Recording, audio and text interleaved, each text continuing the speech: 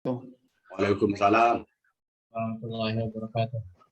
Alhamdulillah wassalatu wassalamu ala nabiyyina Muhammadin wa ala alihi wa ashabihi ajma'in amma ba'd. Taib yang kami hormati Ustaz, semoga Allah menjaga antum selalu. amin Dan amin teman-teman yang ada di sini, semoga Allah memudahkan urusan kita semua dan kita mati dalam keadaan husnul khatimah. Amin Allahumma amin. Taib. Insyaallah pada kesempatan yang berbahagia, kami dari kelompok 3 insyaallah akan menjelaskan tentang kritik hadis dan kesahihan dari segi mayor dan minor. Taib, insyaallah pembicaraan pertama akan disampaikan oleh saya sendiri dan kami mohon Ustadz Azmi untuk share atau share screen. Siapa Azmi? berapa orang ini? 3 Ustadz. Saya Azmi sama Jalal. Jalal Azmi ya. Naam Ustadz. Fadilah Azmi Azmi Monggo. share screen. Bisa. Mas, anak susah lebar. Azmi can you or not? Susah screen-nya, Mas. Ya wes, fadal.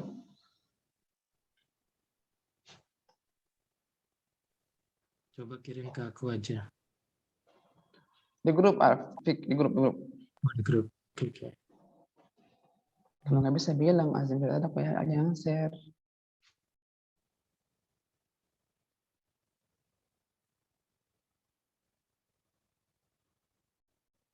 Afwan jika menunggu sedikit teman-teman, ya semoga Allah mudahkan urusan kita semua di siang masih pagi yang cerah ini insyaallah ya.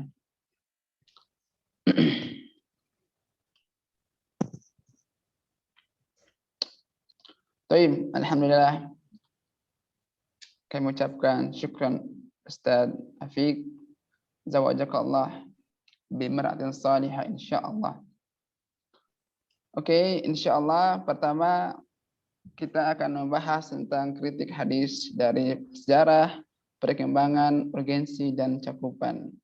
Sebenarnya materi ini telah disampaikan oleh Ustadz di pertemuan kita awal-awal dulu, dan ini hanya sekedar merajaah sedikit dan ada beberapa mungkin yang ditambah dikit-dikit lah, walaupun gitu nggak terlalu banyak banget. Oke, yang pertama, sebelum kita masuk ke sejarah hadis, mungkin alangkah baiknya kita mengetahui apa itu kritik hadis, pengertiannya. Cara bahasa, kritik hadis atau kritik sendiri dari kata an-naqdu. Artinya mengkritik, menyatakan antara yang hak dan yang batil. Sedangkan menurut istilah hadis, naqd atau kritik di sini adalah untuk membedakan antara hadis-hadis yang sahih dan hadis-hadis yang dhaif, dan menentukan kedudukan para perawiat hadis tentang kredibilitas maupun kecacatannya. Jadi kritik yang di sini bukan kritik yang seperti kita tahu sekarang, bahwa kritik ada kesalahan kata kritik, enggak. Tapi kritik yang di sini adalah untuk mencari kebenaran atau kesahihan hadis tersebut. Next. Oke. Sejarah perkembangan hadis. Yang pertama, sejarah perkembangan hadis. Sejarah ini diawali pada zaman Rasulullah Sallallahu Alaihi Wasallam, dan yang kedua dimulai dari era sahabat pada itu abad 1 Hijriah, dan era tabi'in abad kedua sampai 3 Hijriah, dan di zaman itu mulai ada kodifikasi hadis. Next. Oke, pertama era Rasulullah SAW. Jadi pada era ini orang atau para sahabat yang mengkritik hadis, motifnya hanya untuk mengkonfirmasi atau mengklarifikasi tentang kebenaran hadis tersebut. Banyak sekali bahwa orang-orang yang dulu ketika mendengar sesuatu yang berkaitan dengan Rasulullah SAW, maka mereka akan datang menemui Rasul untuk menanyakan atau mengkonfirmasi atau memvalidasikan apakah perkataan ini sahih dari beliau atau enggak. Misalnya mungkin kita sering, contohnya seperti hadis dalam riwayat Muslim. Ada satu hadis, kalau nggak salah lupa nih, itu orang Badui atau orang Arab asli, bahwa pernah dia mendengar ada seseorang yang menyampaikan ke kaum mereka, ada seorang Rasul yang diutus untuk umat ini, umat sekarang ini. Ketika seseorang ini mendengar ada Rasul namanya Muhammad diutus oleh kita, diutus untuk kita, maka beliau untuk mengecek apakah itu benar atau sahih, benar atau salah, maka beliau pun menemui Rasulullah SAW dengan menanyakan berbagai macam pertanyaan. Hadisnya panjang sekali. Dan nanti ada contohnya. Coba next, Afik.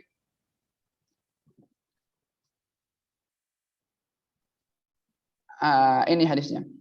Hadisnya hanya panjang, aslinya panjang banget ini aslinya. Cuman aneh potong sedikit. Intinya bahwa orang ini dia bertanya kepada Rasulullah SAW tentang apakah dia benar diutus oleh Allah kepada umat ini, dan dia mulai mengajukan beberapa pertanyaan tentang kesahihan itu iya apa enggak. Dia tanya hal ini bukan dia enggak mau beriman, tapi dia hanya ingin mengkonfirmasi bahwa apakah benar ini sahih atau tidak.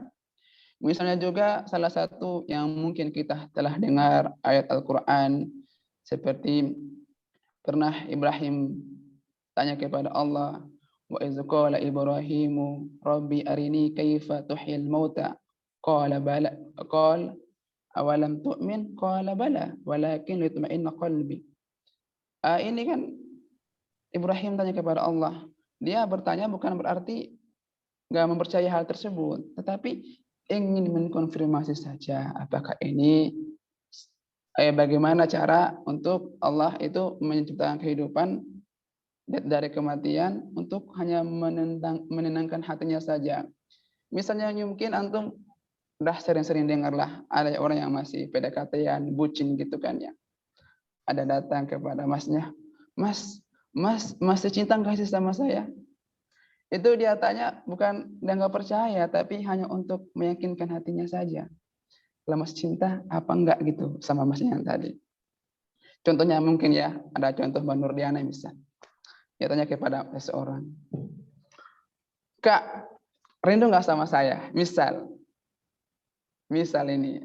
Terus dia tanya seperti itu bukan berarti dia menguji, tapi hanya untuk mengkonfirmasi apakah rasa ini benar atau hanya pura-pura saja. Ya, seperti itu kurang lebih. Dan ternyata makanya mulai senyum-senyum. Baik. Lanjut, next, Hafid. Di era yang kedua adalah era para sahabat. Dan ini abad yang pertama ya, Ashabi. Di era ini pertama dimulai pada zaman Abu Bakar As-Siddiq. Tapi yang perlu diketahui ya sahabat film, bahwa pada era ini untuk mengetahui hadis itu sahih apa enggak, itu hanya dilihat dari segi matan saja. Kenapa? Karena pada saat itu dari segi sanad, insya Allah masih dianggap sahih semua, karena enggak waktu itu enggak seperti kita sekarang. Dan dalam mengetahui tentang kesahihan hadis tersebut, para sahabat yang empat ini mereka berbeda-beda. Kita ambil yang pertama Abu Bakar As-Siddiq, tentang bagaimana cara beliau mensahihkan atau mengatakan hadis ini benar apa enggak dengan cara secara umum itu dengan komparatif atau pertanyaan atau membandingkan hadis yang lain. Misalnya ada hadis satu datang kepada beliau. Jadi untuk mengetahui, contohnya seperti ada nenek-nenek yang datang kepada Abu Bakar As-Siddiq tentang bertanya, warisan beliau. Terus Abu Bakar dia bilang, tidak ada warisan tentang atas namamu kecuali Al-Quran dan hadis. Tapi dia pun mulai bingung, maksudnya dia tanya-tanya kepada sahabat yang lain, apakah ada memang dari Rasulullah wasiat atau warisan untuk nenek ini? Akhirnya dia tanya sekitar 2-3 orang dengan bersaksi bahwa ya benar Rasulullah ini telah memberikan dia warisan 1/6 dari bidang tanah ini untuk dia. Nggak hanya sampai di situ, dia tanya lagi sekitar 4 juga, untuk apa? Untuk membenarkan apakah nenek ini benar-benar mendapat warisan atau tidak. Dan ini cara beliau dengan cara saksi tadi. Sedangkan Umar bin Khattab meminta bayyinah atau bukti, sama seperti yang tadi dilakukan oleh Abu Bakar As-Siddiq. Tapi dengan cara sama, melihat, membandingkan apakah hadis ini sejalan nggak sama Al-Quran. Ataukah hadis ini dia bertentangan nggak dengan Al-Quran. Walaupun hadis ini orang bilang sahih, tapi secara makna dia bertentangan dengan Al-Quran, maka ditolak sama beliau. Karena dia tidak bisa mengatakan ini sahih kalau seandainya hadis itu bertentangan dengan Al-Quran. Kenapa? Karena Al-Quran itu, hadis itu nggak mungkin bertentangan sama Al-Quran. Dan juga tidak mungkin juga bertentangan dengan hadis yang lain. Misalnya ada contoh hadis. Saat itu, seperti Ana baca di jurnal, ada hadis yang bilang seperti ini. Ana khatimun nabiyyina, la nabiyya ba'di illa an yasha Allahu.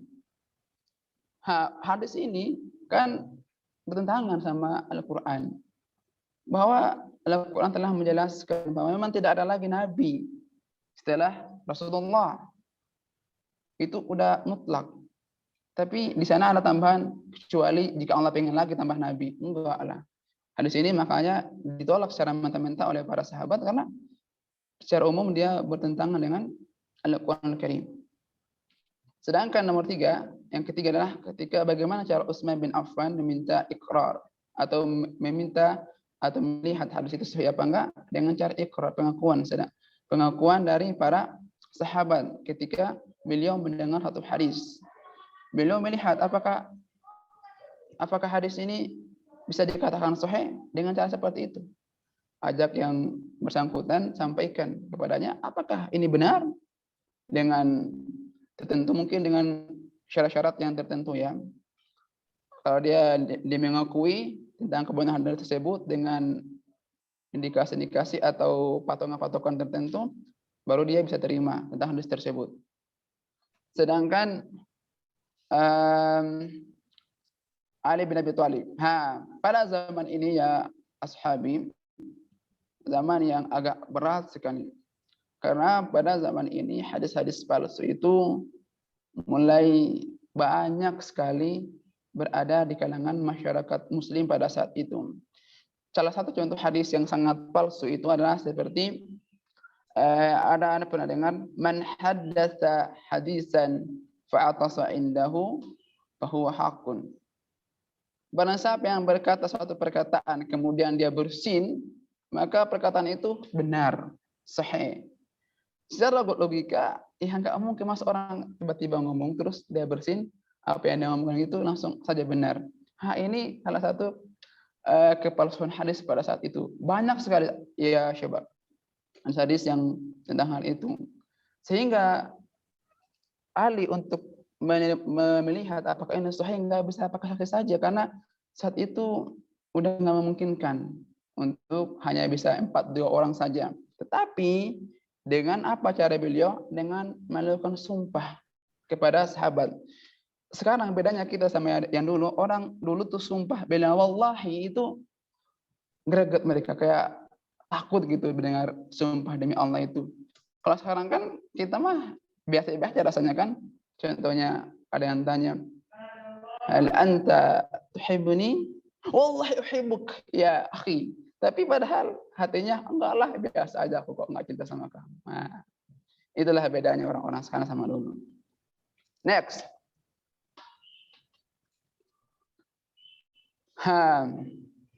Sekarang jamaah pula era tabi'in dan attiba' al-tabi'in.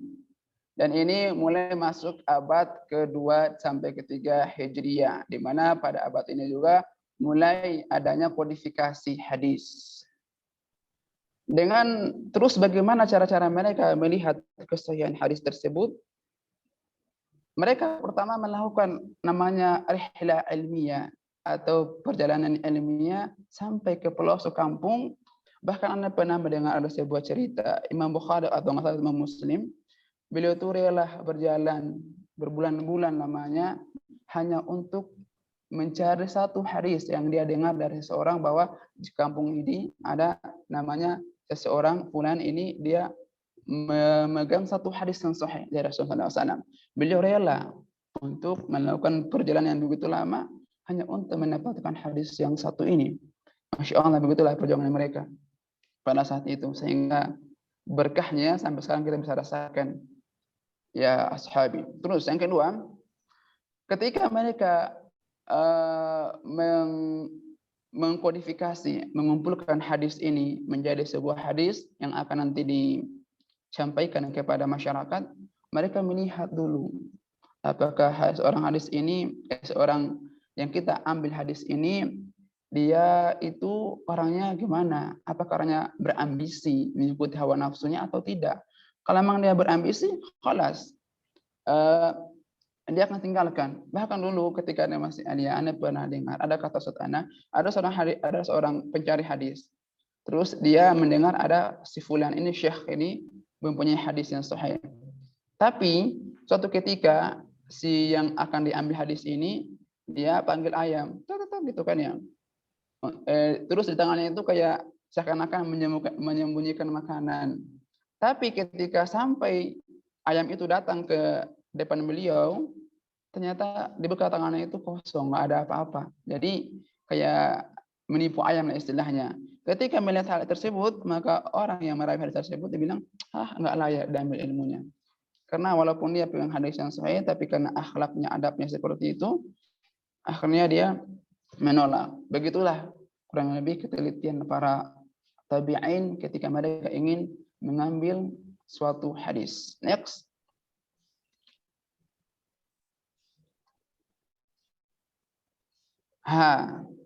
Dan ketiga, tidak meriwayatkan hadis dari orang yang mahlul, afwan. Yang dengan kebodohannya ia tidak kemudian membuat kebohongan atas nama Rasulullah SAW. Jadi kalau walaupun masyhur di telinga para orang-orang, sebagian orang bahwa dia ini mempunyai hadis, tapi juga sebagian yang lain ada yang bilang dia ini orangnya kazib, bohong.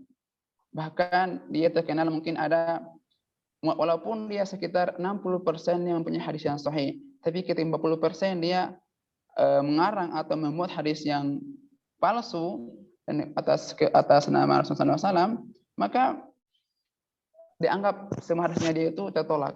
Karena kita khawatir bahwa mana yang benar-benar hadis yang sahih atas nama Rasulullah SAW, atau memang mana hadis yang bohong atas nama Nabi. Sehingga untuk menjaga kesahihan atau keautentikannya hadis tersebut, mereka menganggap tertolaklah semua hadis yang akan dibawa oleh orang ini. Nomor 4, tidak meriwayatkan hadis dari seorang yang sebenarnya baik amal ibadahnya, namun hadis yang diriwayatkan itu tidak dikenal umum. Maksudnya ada orang ahli ibadah, walaupun dia dikenal, masya Allah sangat luar biasa ubudiahnya kepada Allah Subhanahu Wa Taala, tapi ketika dia membawa satu hadis itu tidak dikenal di kalangan para ulama tabi'in yang lain. Maksudnya hadisnya itu nggak masyhur gitu loh. Tiba-tiba kalau ada hadis seperti ini, bahkan ya misalnya gini, mungkin kemarin ada salah satu yang masyhur ya, ada orang yang bilang itu hadis, tapi itu bukan hadis aslinya. Seperti itlabul ilma walau bisin, tuntutlah ilmu walaupun di negeri Cina. Ada anak kemarin ketika di Mahad di Mabna Al-Farabi di UIN, debat anak sama teman anak, dia ngayal itu katanya hadis. Anak bilang itu bukan hadis, hanya sebab ungkapan aja, ya tak apa tuh tak begitulah. Tapi dia nggak bilang kalau emang itu hadis apa perawinya coba. Nah, akhirnya dia mulai terdiam di situ. Terus juga ada juga masyhur bilang ada tentang fadilah kopi. Man mata fi batnihi wa huwa dakhala jannah. Ada sebagian orang yang bilang ini hadis. Tapi pertanyaan hadis ini memang hadis siapa coba perawinya? Dari siapa? Gitu. Nah, ini saya baca-baca juga berbagai macam jurnal sama artikel yang lain. Mayoritas bahkan semua mengatakan ini bukan hadis. Gitu. Mungkin ada yang sebagian dari antum mungkin mendapatkan, oh ini hadis loh Bar, ini loh perawinya. Mungkin kita bisa bahas setelah ini. Next.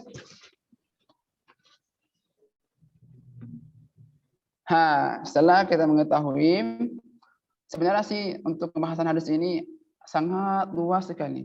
Tapi saya persingkat karena waktu kita nggak mungkin untuk bahas hal tersebut di kesempatan yang sangat terbatas ini. Ya agak dipercepat, sudah 22 menit ini sampai. Ya. Nah, Ustaz. Ya, tokoh-tokoh hadis.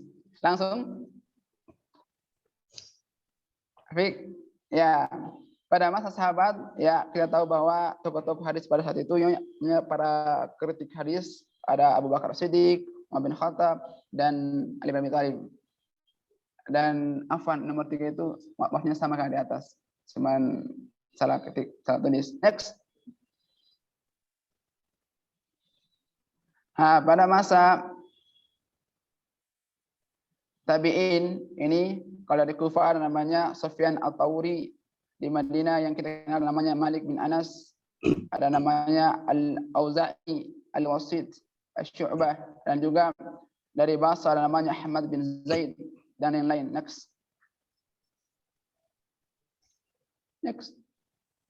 Pada abad ketiga Hijriah, inilah dari imam dari Ibnu Ma'in, Yahya Ibnu Ma'in, dan ada Ali Al-Madini, ada juga Imam Abu Syaibah. Ini dari mereka inilah dari tokoh-tokoh inilah maka lahirlah para imam 4 mazhab yang kita kenal. Ada Imam Abu Hanifah, Imam Malik, Imam Syafi'i, dan Imam Ahmad. Dan mereka imam ini semua ahli hadis. Next.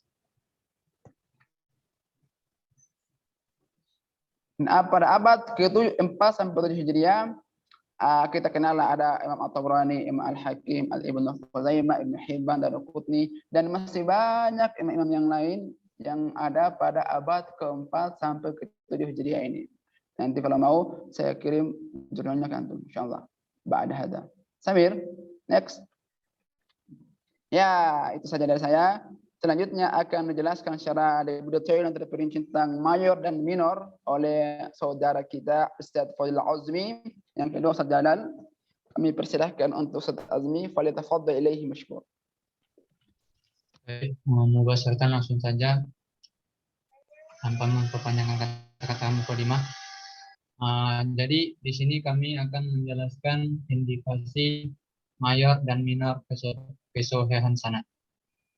Jadi para ulama terdahulu melakukan penelitian sanad itu ada bertujuan untuk apakah hadis itu diterima atau hadis itu ditolak. Jika hadis itu tidak memenuhi syarat-syarat hadis makbul atau diterima, itu hadis tersebut tidak dapat dijadikan sebagai hujjah. Kemudian dilakukannya penelitian sanad tersebut oleh para ulama itu adalah bertujuan untuk mengetahui apakah hadis itu benar-benar dari Rasul atau tidak. Jadi yang pertama yaitu indikasi mayor kesohihan sanad. Sebelum secara mayor berarti indikasi secara garis besar dalam menunjukkan kesohihan sanad. Yang pertama yaitu al-ittisal as-sanad, yaitu sanadnya yang bersambung, yang mana sanad itu adalah mata rantai penghubung matan hadis dari hingga dari perawi sampai hingga sampai ke Nabi. Kemudian sanad bersambung yaitu tiap-tiap periwayatan dalam sanad yang mana hadis yang periwayatnya tersebut menerimanya dari periwayat sebelumnya, yang mana keadaan ini berlangsung sampai akhir sanad, yaitu Rasulullah SAW. Kemudian yang kedua yaitu periwayat yang adil atau rawi yang adil. Yang ketiga periwayat hadis bersifat dobit. Yang keempat yaitu terhindar dari syaz atau kejanggalan. Yang kelima yaitu terhindar dari ilat atau sakit atau sebab. Untuk lebih jelasnya kita masuk ke indikasi mayor. Mas. Indikasi mayor yaitu lawan dari indikasi minor atau indikator minor. Di bawahnya, Mas. Indikasi minor yaitu tanda-tanda secara garis kecil. Kalau mayor tadi secara garis besar. Atau bisa juga sebagai penjelasan minor yaitu apakah apa yang dimaksud dengan hadis sanad bersambung, atau seharusnya sifat adil itu bagaimana, terus bagaimana ukuran kedobitan bagi seorang perawi, terus apa yang dimaksud dengan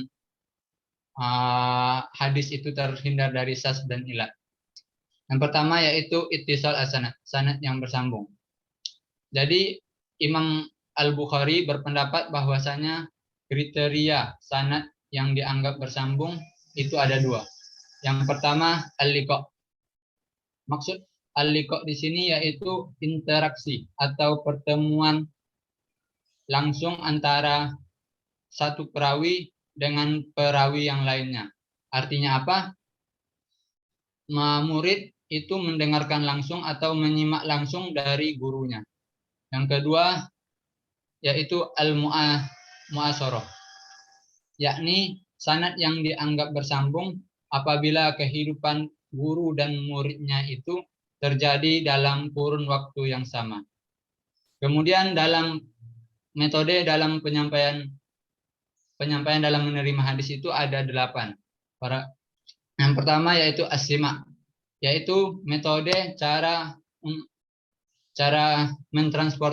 mentransformasikan hadis dengan cara murid mendengarkan bacaan atau kata-kata gurunya. Yang biasa hadis tersebut diawali dengan haddatsana atau akhbaroni. Kemudian al-qiraah, yaitu metode yang dilakukan dengan cara murid membacakan baik tulisan ataupun hafalan kepada gurunya. Yang biasa lafaznya itu diawali qara'tu alaih atau qara'at alaih. Kemudian yang ketiga yaitu al-ijazah. Al-ijazah yaitu metode yang dilakukan dengan cara guru mengizinkan muridnya untuk meriwayatkan hadis. Yang biasanya lafaznya itu ajazali atau ajazana. Kemudian yang keempat yaitu metode yang keempat yaitu al-munawalah, yaitu dengan cara seorang guru menyerahkan kitab atau lembaran-lembaran catatan hadis yang beliau punya kepada muridnya. Kemudian al-kitabah, yaitu dengan cara guru menuliskan hadis yang didengarkannya kemudian diberikan kepada muridnya, baik yang murid yang hadir maupun tidak hadir. Kemudian yaitu al-i'lam, dengan cara guru mengumumkan atau memberitahukan kepada muridnya bahwa ia telah mendengar suatu hadis tanpa ia mengungkapkan untuk meriwayatkannya. Kemudian al-wasiyah, yaitu dengan cara seorang guru berwasiat kepada seseorang agar hadis tersebut diriwayatkan hadis tersebut diserahkan kepada muridnya untuk diriwayatkan. Kemudian al-wijadah, dengan cara guru menemukan tulisan dengan cara seorang murid menemukan tulisan gurunya dengan cara menemukan tulisan gurunya. Kemudian selanjutnya Mas, indikasi minor yang kedua yaitu periwayat bersifat adil. Jadi keadilan seorang perawi menurut Syuhudi Ismail harus memenuhi beberapa syarat. Yang pertama, beragama Islam. Yang kedua, mukallaf. Yang ketiga, melaksanakan ketentuan agama. Dan yang keempat, memelihara muru'ah atau kehormatannya. Muru'ah di sini yaitu nilai-nilai yang berlaku di dalam masyarakat. Kemudian cara penetapan keadilan perawi. Ada 3. Yang pertama, popularitas di kalangan ulama. Mengapa popularitas menjadi syarat pertama? Karena semakin populer atau semakin populer seorang perawi tersebut, maka bisa dikatakan semakin kecil atau semakin kecil dia untuk berbohong atau untuk manipulasi hadis. Kemudian penilaian terhadap kritikus hadis. Yang ketiga yaitu penetapan kaidah al-jarh wa ta'dil. Selanjutnya Mas.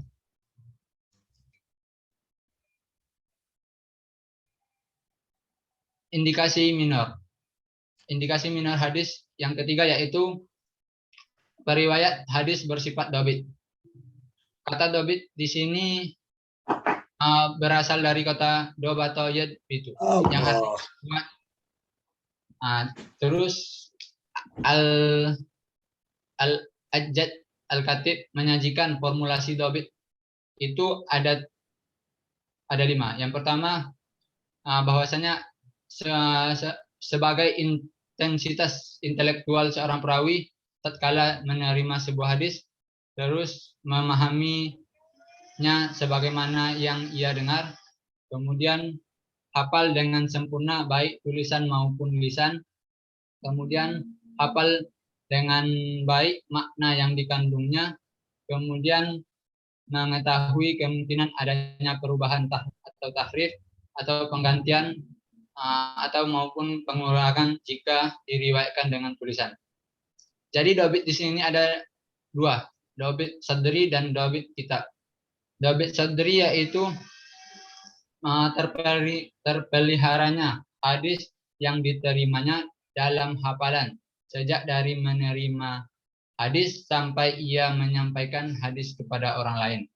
Yang kedua dhabit kitab yaitu terpeliharanya periwayatan melalui tulisan yang ia miliki dengan mengingat betul hadis itu ditulis dan menjaganya dan meriwayatkan dengan benar. Kemudian selanjutnya Mas,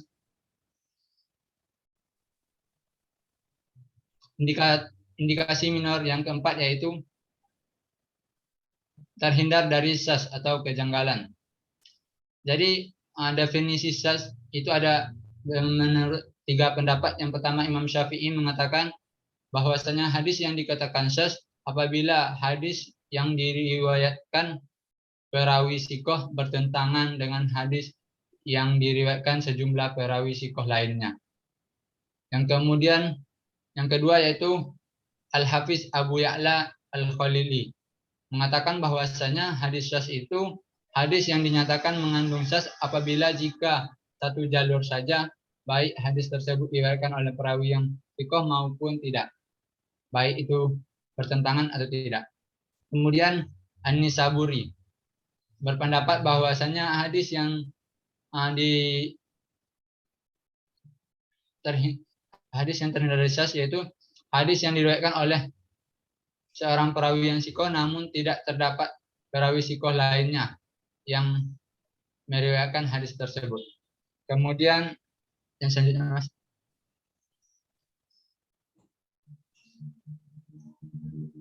Yang terakhir ya, Ustaz, dalam sanad diketahui setelah melakukan penelitian sebagai berikut. Yang pertama, semua sanad yang mengandung matan hadis yang sama dihimpun, kemudian dibandingkan. Yang lalu para periwayat di seluruh sanad diteliti kualitasnya. Kemudian apabila seluruh periwayat bersifat sikoh dan ternyata ada periwayat yang sanadnya menyalahi sanad yang lain, maka sanad tersebut yang menyalahi itu disebut syadz. Kemudian selanjutnya, Mas.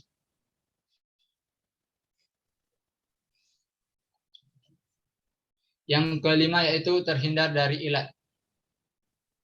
Ilat artinya secara bahasa sakit, atau dalam ilmu hadis, ilat adalah sebab yang tersembunyi yang merusak ke kualitas hadis sehingga menyebabkan ketidaksahihan hadis tersebut. Jadi ada beberapa bentuk ilat dalam hadis sebagai berikut. Yang pertama, hadis yang tampak muttasil dan marfu ternyata hadis tersebut muttasil dan mauquf. Kemudian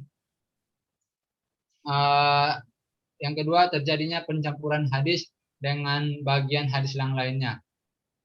Yang ketiga yaitu terjadinya kesalahan penyebutan riwayat karena ada lebih dari periwayat yang memiliki kemiripan nama, sedangkan kualitasnya sama-sama sikoh. Kemudian permasalahan ilat menurut Imam Suyuti mengklasifikasi sebagaimana yang dikutip di dalam buku Umi Sumbulah.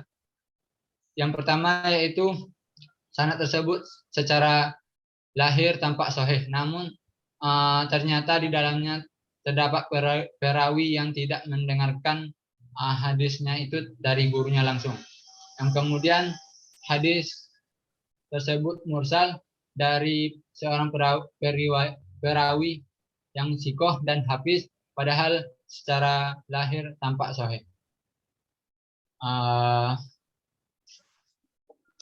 Selanjutnya, Mas.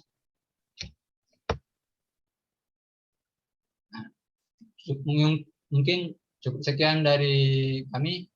Yang materi selanjutnya akan disampaikan oleh Mas Jalal. Sudah Ustaz, Basyaran Fakot. Baik. Saya lanjut. Yang ingin saya bahas adalah indikasi mayor dan minor matan hadis. Pokok pembahasannya yang pertama adalah definisi daripada matan hadis. Yang kedua, indikasi mayor matan hadis. Yang ketiga adalah indikasi minor matan hadis. Baik, selanjutnya. Apa itu matan hadis? Matan hadis menurut bahasa itu adalah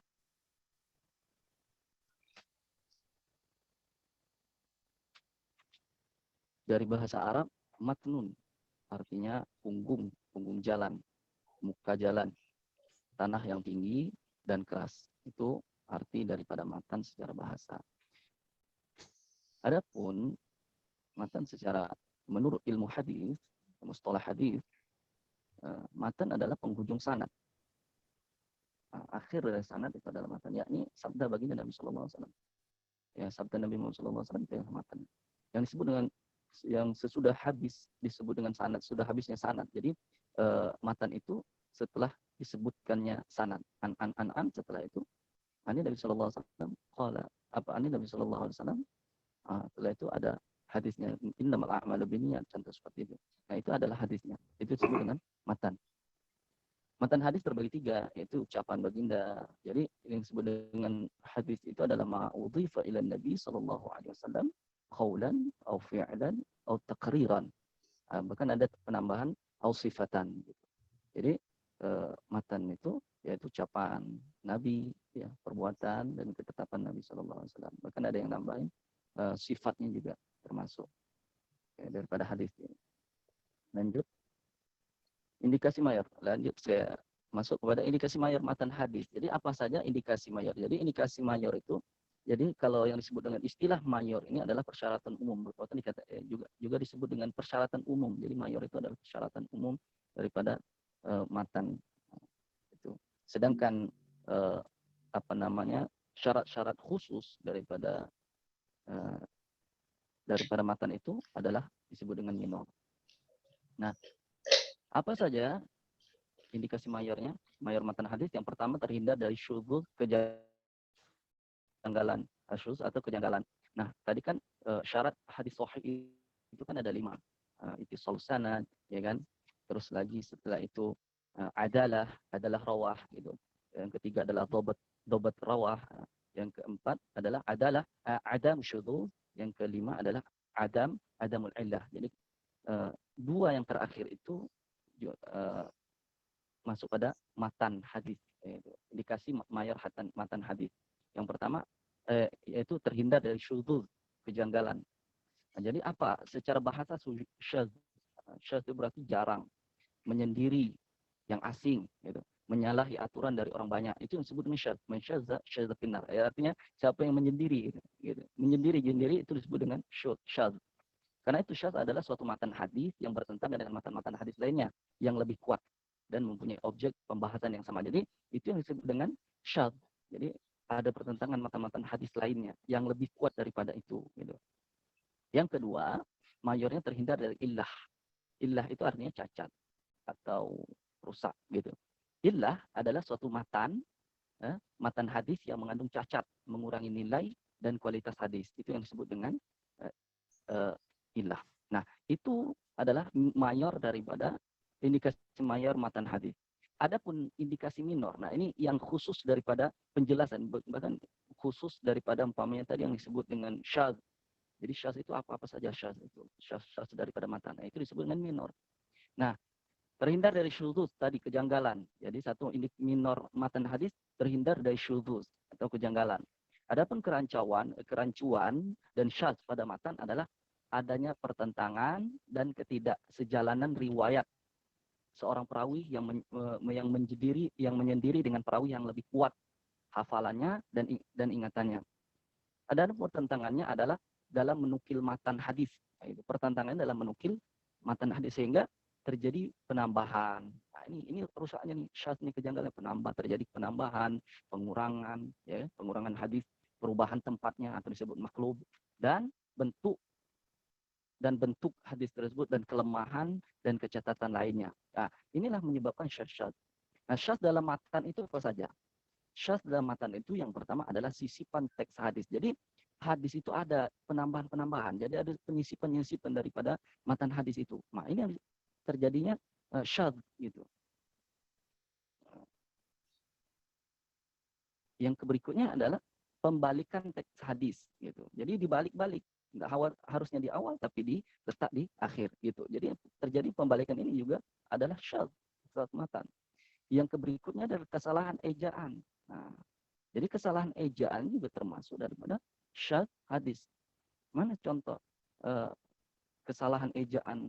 Nah, umpamanya mungkin bisa jadi di situ baris dari segi harokat. Harokatnya yang harusnya dhammah tapi dibaca fathah gitu. Atau kesalahan ejaknya dari segi huruf, perubahan dirubah-rubah huruf. Umpamanya harusnya huruf sin, akan tetapi ditulis dengan huruf shin. Nah, ini akan bisa merubah makna juga. Gitu. Nah, ini terjadinya syadz. Terjadinya syadz, kesalahan ejaan. Baik, lanjut. Nah, yang kedua, minor yang kedua terhindar dari illat atau cacat.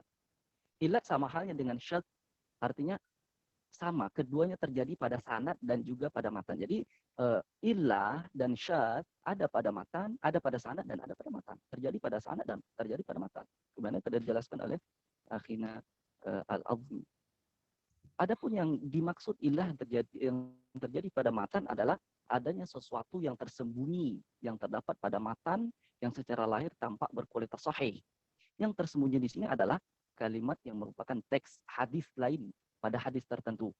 Yang mana kalimat atau redaksi yang tersebut bukanlah teks yang diucapkan oleh baginda Rasulullah Shallallahu Alaihi Wasallam. Dan matan hadis tersebut sering menyalahi dari hadis yang lebih kuat bobot akurasinya atau bobot ketepatan hadis tersebut gitu. Nah, menyalahi bobot keakurasi, arti ketepatan apa kriteria. Di antaranya adalah mengumpulkan hadis. Jadi kita ingin tahu bahwa ini hadis ini matannya terjadi ilah gitu, terjadi kecacatan gitu. Jadi ada beberapa kriteria cara mengetahuinya. Yang pertama, mengumpulkan hadis yang semakna, mengkomparasikan atau membandingkan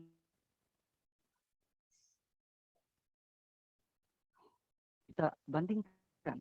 Nah, kita kumpulkan terlebih dahulu, lalu kita bandingkan. Nah, maka terjadi ketahuan di situ bahwa ini hadisnya ada ilah atau tidak, terjadi kecacatan atau tidak.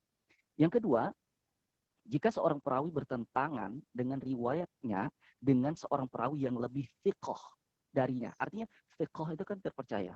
Nah, lebih kuat orang yang yang fiqh itu hadisnya kuat biasanya, hadis fiqh. Jadi harus fiqh, terpercaya, yang membawa hadisnya harus fiqh, rawinya harus fiqh. Nah, ini bertentangan dengan perawi yang lebih fiqh darinya. Maka riwayat perawi tersebut dinilai ma'lul. Arti ma'lul itu adalah ilah, arti terdapat ilah, matan hadis tersebut tidak sahih atau terkena ilah gitu.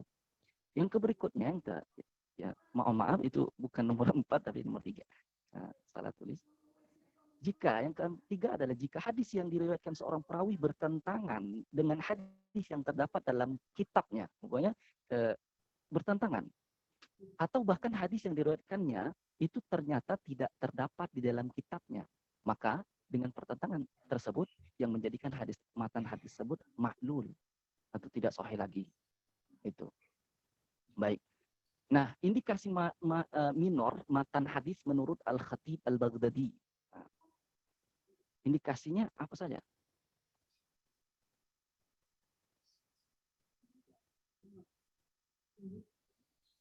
Salah satunya adalah tidak bertentangan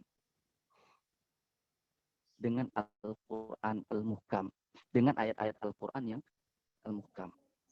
Seperti ada hadis yang mengatakan, ada hadis yang seperti ini, hadis seperti ini. Waladuz zina la yadkhul jannah illa sab'ati abna. Ini tentu walad anak zina tidak masuk surga sampai 7 keturunan. Nah, hadis yang semacam ini adalah hadis yang cacat, yang apa namanya? Yang rusak, yang maudhu. Ini hadis maudhu. Kenapa bertentangan dengan Al-Qur'anul Karim? Apa ayat Al-Qur'anul Karim surah Al-An'am ayat 164? Saya ambil potongan hadisnya, ayatnya.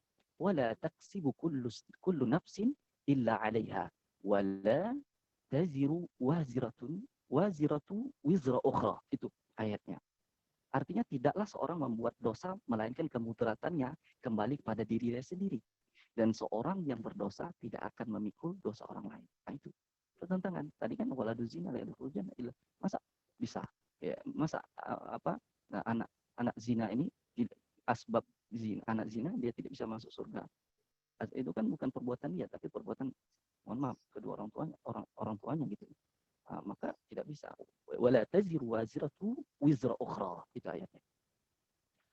Yang berikutnya adalah tidak bertentangan dengan akal sehat. Mana contohnya? Seperti ada juga contohnya seperti ini hadis inna safinatan Nuh tafat bil bait sab'an wa sallat bil maqam rak'atain. Artinya sungguhnya perahu atau bahtera Nuh, Nabi Nuh tawaf 7 kali keliling Ka'bah dan sembahyang di makam Ibrahim 2 rakaat. Nah, ini kan bertentangan dengan akal sehat. Enggak mungkin kan? Nah, itu. Allah alam. Itu artinya itu udah pasti bertentangan dengan akal kita. Berikutnya tidak bertentangan dengan hadis mutawatir. Nah, jadi tidak bertentangan dengan hadis mutawatir. Jadi seperti ada hadis seperti ini. Man wulida lahu walad fasammahu Muhammadan kana huwa mauluduhu fil jannah. Artinya barang siapa yang melahirkan seorang anak kemudian dinamai Muhammad, ya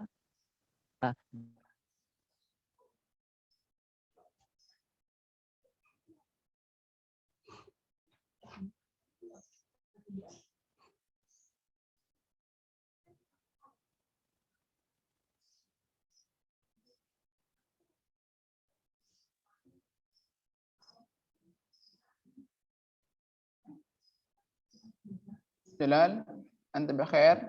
masuk surga. Gitu. Adalah masuk surga itu dia tidak bisa memasukkannya ke dalam surga, dan ini contoh yang bertentangan dengan hadis. Lanjut, bertentangan dengan dalil yang sudah pasti. Yang berikutnya adalah bertentangan dengan hadis ahad yang kualitasnya lebih kuat. Nah, mungkin itu yang bisa saya sampaikan. Mohon maaf kalau ada kekurangan. Terima kasih. Wassalamualaikum warahmatullahi wabarakatuh. Masya Allah. Waalaikumsalam warahmatullahi wabarakatuh. Masya Allah. Begitu lumayan panjang juga syarah dari syekh-syekh kita ini. Dan sekarang kita berlanjut kepada acara yang kedua, tanya jawab. Mungkin dari teman-teman ada yang perlu dikritisi atau ditanyain tentang materi pada siang hari ini, kami persilahkan. Fadhal alaikum ya ashabi fillah.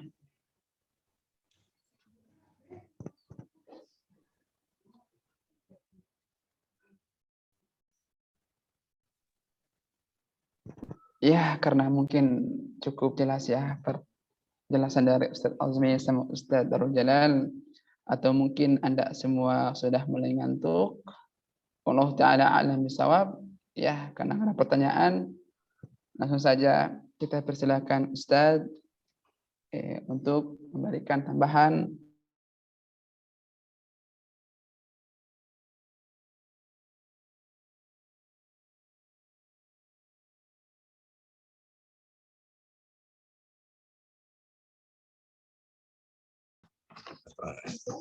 Salah dalam kita memahami nanti. Ada istilah tadi, salah satu syarat kesahihan hadis itu adalah adil plus dobit sama dengan thiqah. Jadi thiqah itu orang yang pasti adil, adalah, dan dobit. Thiqah sama dengan adil plus adalah. Maka kalau saudara membaca buku tulisan Imam Asyuyuti Tadribur Rawi, ada mengatakan di situ paragraf adalatus sahabah maqtu'ah. Keadilan sahabat itu tidak bisa digugat, harus diterima. Padahal adil itu kriteria minornya tadi tidak melanggar norma-norma agama, tidak melakukan maksiat, tidak lakukan kedurhakaan, dan lain-lain. Bagaimana dengan sahabat-sahabat Nabi yang melakukan peperangan? Apakah itu menciderai adalahnya, keadilannya? Di kitab itu dikatakan adalatus sahabah maqtu'ah. Padahal realitasnya sahabat Nabi pernah melakukan dosa, tanda kutip, peperangan, melanggar ajaran-ajaran agama. Kemudian Syekh Asyuyuti tadi dalam kitab Tadribur Rawi, biar tidak salah paham, yang dimaksud adalah sahabat maqtu'ah itu karena apa yang dilakukan oleh sahabat sudah melalui ikhtiar ijtihad. Maka ulama Ahlus Sunnah wal Jamaah, sahabat-sahabat yang terlibat dalam peperangan dan meriwayatkan hadis, itu tetap diterima hadisnya. Tidak ditolak seperti Mu'tazilah yang terlalu rasionalistik, karena mereka itu pernah melakukan peperangan dan sudah melakukan cacat, menciderai sifat keadilannya. Maka Mu'tazilah tidak menerima hadis dari sahabat yang terlibat dalam peperangan. Khusus Ahlus Sunnah wal Jamaah tetap berpegang kepada hadis Nabi, abdu, berpegang teguh sampai Nabi mengatakan abdu itu kan bahasa hiperempon. Abdu gigit bin nawajid dengan gigi geraham itu teman-teman itu. Artinya apa yang dilakukan sahabat itu ulama Ahlus Sunnah wal Jamaah menyimpulkan mereka sudah melakukan ikhtiar ijtihad. Jadi sekalipun hadis-hadis diterima dari jalur dari mereka yang terlibat dalam peperangan, ulama Ahlussunnah wal Jamaah melakukan menerima hadis dari mereka. Itulah pandangan yang kontradiktif Mu'tazilah dengan Ahlussunnah wal Jamaah. Otomatis kelompok Mu'tazilah jumlah dilihat dari kuantitas, jumlah hadis yang diterima oleh kaum Mu'tazilah itu tidak sama jumlahnya karena persoalan itu. Dilacak lebih dalam lagi, bagaimanapun faham-faham Mu'tazilah dan sektor-sektor lain itu kadang-kadang motif mereka itu adalah problem masalah khilafah dan Nabi setelah 4 sahabat. Kadang-kadang problem itu dibungkus oleh agama. Politik kalau sudah dibungkus dengan agama, maka mudah sekali untuk melakukan gerakan meyakinkan kepada umat. Itu tidak bisa dilepaskan dari situ.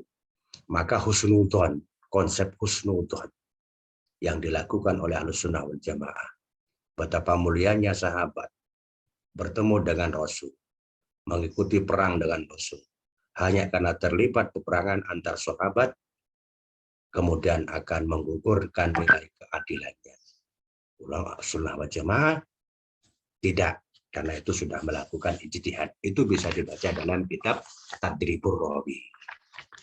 Biar Anda tidak salah paham, adalah syaratnya minor gini. Kenyataannya kok begini? Itu bisa di kitab baca di Tadribur Rawi karya Imam As-Suyuti. Yang kedua yang ingin saya sampaikan terkait dengan kesahihan matan. Maka dalam istilah mustalah hadis ada sihhatus sanad la tastalzimu sihhatal matan. Kesahihan hadis, kesahihan sanad tidak memastikan, tidak mewajibkan, tidak mengharuskan matan itu sahih. Ya, matan itu sahih. Karena penilaian ulama ada hadis sahih, hasan, dhaif itu hanya pembagian dari hadis ahad. Kalau mutawatir pasti sahih. Karena ahad ada kriteria hasan, sahih, hasan, dhaif. Penilaian itu hanya berpijak kepada penelitian sanad. Sehingga ulama menyimpulkan karena penelitian hadis ini berpijak pada sanad, sekalipun sanad itu sahih, tidak mengharuskan matan itu sahih. Sehingga kesimpulannya, sekalipun sanad itu dhaif, belum tentu matan itu dhaif. Belum tentu kalau hasan, matan itu juga hasan.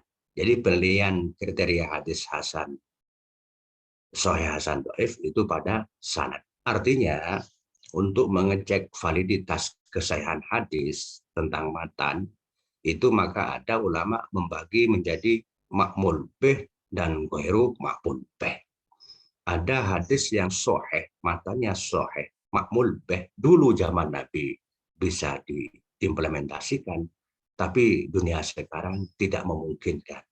Sehingga menjadi ghairu maqbul bih, tidak bisa diimplementasikan. Karena situasi, kondisi berbeda. Maka muncullah pemikir-pemikir modern seperti Fazlur Rahman yang kemudian dikenal dengan teori living sunnahnya itu bagaimana hadis sunnah Rasul kita tangkap nilai-nilai moral yang ada di dalamnya dengan memperhatikan asbabul wurud makro dan asbabul wurud mikro. Asbabul wurud makro itu konteks masyarakat Arab secara keseluruhan. Asbabul wurud mikro konteks hadis itu turun. Dengan tidak menafikan itu, tarik hadis itu, nilai-nilai norm moralnya yang ada, dengan tidak menafikan asbabul wurud makro dan mikro itu, baru kita implementasikan dalam kehidupan sekarang. Itulah nanti muncul teori living sunnah. Jadi sekali lagi, karena problem itulah kemudian pemikir-pemikir Fazlur Rahman, Al-Ghazali, Kaifa nata'amal bil hadis, itu bukan Imam Al-Ghazali Hujjatul Islam, itu mempunyai kerangka berpikir tentang itu. Hadis kita tangkap nilai-nilai moralnya, substansinya, ya, substansinya, bukan makna secara lafzi atau zahir, tapi substansinya dengan mengaitkan asbabul wurud makro dan asbabul wurud mikronya untuk kita implementasikan dalam realitas sekarang. Nabi dulu mengeluarkan zakat dengan kurma. Kemudian sekarang Anda berpegang pada hadis itu tidak mengeluarkan zakat karena tidak ada kurma.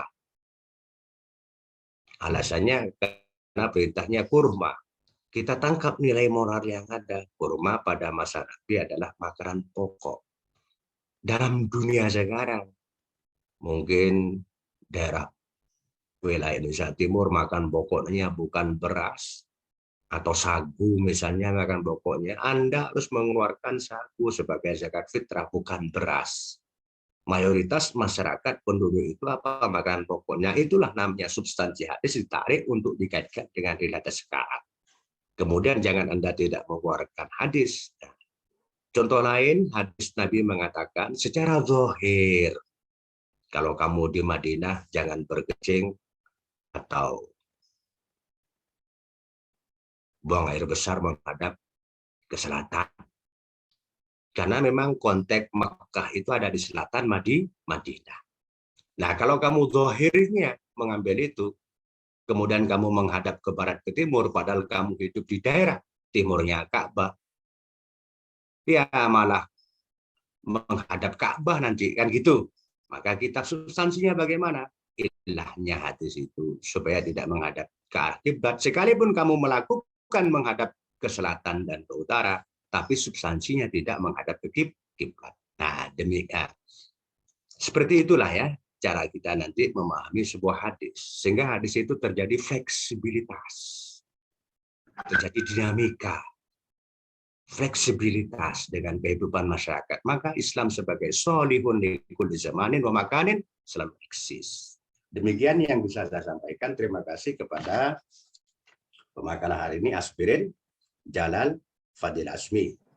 Ya, tolong nanti yang Jalal dan Fadilah terkait dengan kacatan tadi yang terkait dengan apa dalam itu, nanti langsung aja diberikan ke Mas Jalal biar tidak apa penjelasannya tidak terulang gitu. Semestinya Anda menjelaskan Idalus Sanad, Dobit dan Adil, itu baru duanya itu tadi dijelaskan oleh Jalal. Tapi tidak apa-apa. Mudah-mudahan bermanfaat, selalu dalam keadaan sehat. Amin ya Allah. Mendapat barokah semuanya lah ya. Amin. Dengan doa kafar majlis.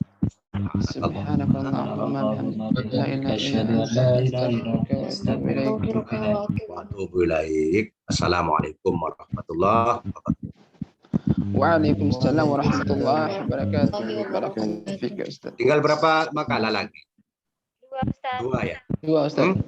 Oh Dua ya, lagi. dua lagi. Nanti masuk puasa saya sudah berakhir, diganti Ustaz Bakri, Profesor Bakri. Nah, Mas Rusun. Assalamualaikum. Waalaikumsalam warahmatullahi wabarakatuh. Pirin itu masih di Lombok ya, di Ambon. Saya sekarang di Malang Ustaz. Udah 3 tahun nggak pulang-pulang Ustaz. 3 tahun belum pulang. Yang